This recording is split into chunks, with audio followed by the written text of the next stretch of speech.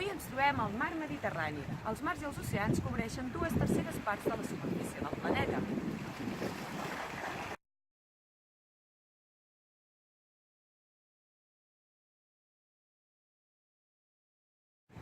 Tot i que els mars i els oceans són immensos, en el passat tenien la capacitat d'absorbir i dissoldre petites quantitats de residus. Actualment, però, la població mundial ha crescut de manera immesurada.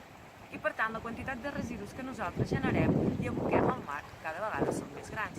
Estem posant a prova, doncs, la capacitat del mar i els nostres oceans d'absorbir els nostres residus? Si utilitzem els mars com a abocadors, ens arrisquem a perdre una de les fonts de recursos més importants que tenim.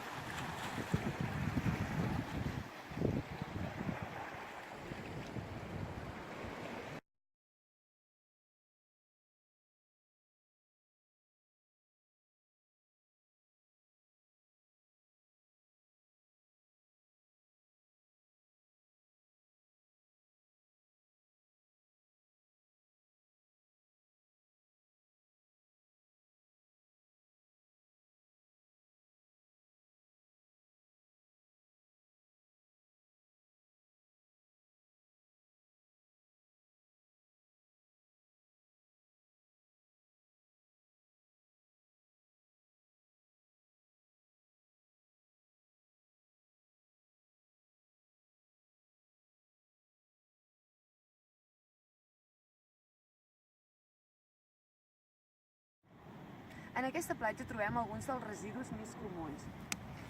Ampolles, plàstics, més plàstics, papers i altres coses que ara mateix no vull tocar.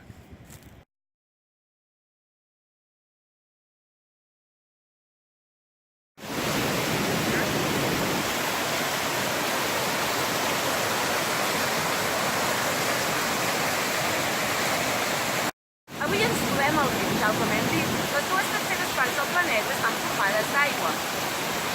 Aquesta aigua només un 3% és aigua dolça, la resta és aigua salada, per tant no apta per al consum humà.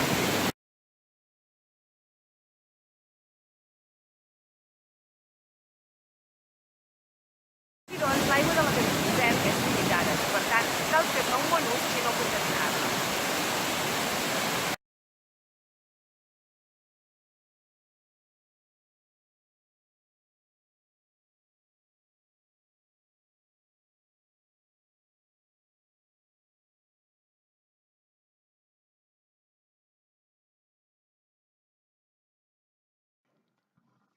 Aquí tenim una imatge molt explicativa de la contaminació de l'aigua. Ens agrada? Veritat que no? Doncs evitar-ho està a les nostres mans. A part de la contaminació, l'aigua té un altre gran enemic, i aquests som els humans, i el mal ús que fem de l'aigua.